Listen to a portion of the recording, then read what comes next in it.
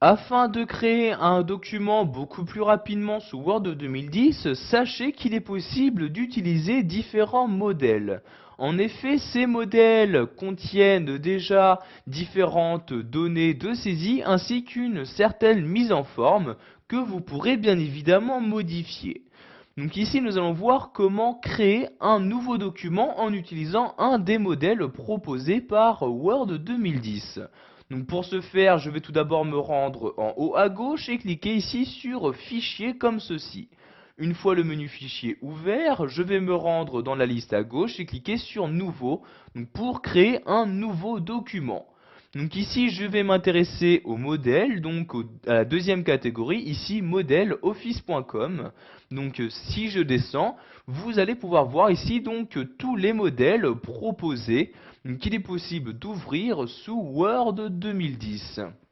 Vous pouvez par exemple utiliser un modèle pour créer des brochures, pour créer des calendriers, des diplômes, des enveloppes, etc. Donc par exemple ici, vous voyez ici je descends. Si je souhaite créer à l'aide de Word 2010 des notes de frais, donc je clique ici sur notes de frais comme ceci. Donc vous allez maintenant avoir dans la catégorie notes de frais tous les modèles qui sont en rapport. Donc comme vous pouvez le voir ici, il n'y en a qu'un seul. Donc en cliquant dessus, vous avez maintenant à droite différentes informations sur ce modèle, comme sa taille de téléchargement. En effet, avant de pouvoir l'utiliser, vous allez devoir le télécharger sur votre ordinateur. Donc, vous avez donc ici sa taille qui apparaît. Vous avez également son évaluation. Quelle note a été attribuée à ce modèle par les différents utilisateurs de Office 2010. Donc vous voyez ici pour l'instant il y a 0 vote, ce qui veut dire que ce modèle n'a pas été encore noté. Donc pour revenir sur la page précédente pour afficher toutes les différentes catégories de modèles disponibles, je clique ici sur la flèche comme ceci. Donc je vais par exemple ici utiliser les modèles de calendrier. Je clique donc ici sur calendrier. Vous avez donc ici à l'intérieur du thème calendrier les différents types de calendrier. Donc ici par exemple suivant l'année. Donc par exemple si je souhaite créer un calendrier 2010, je clique ici sur calendrier 2010. Apparaît donc maintenant tous les modèles en rapport. Donc vous avez ici les différents calendriers.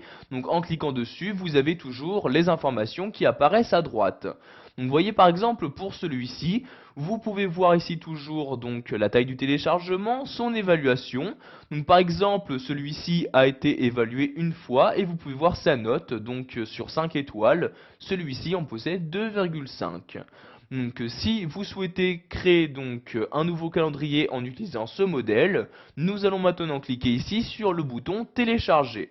Donc vous pouvez voir ici que le téléchargement est très rapide. En effet, un modèle n'est vraiment pas lourd. Et donc vous voyez, une fois ce téléchargement terminé, vous avez un nouveau document Word qui s'est ouvert pour vous afficher le modèle correspondant, donc ici le calendrier que j'ai téléchargé.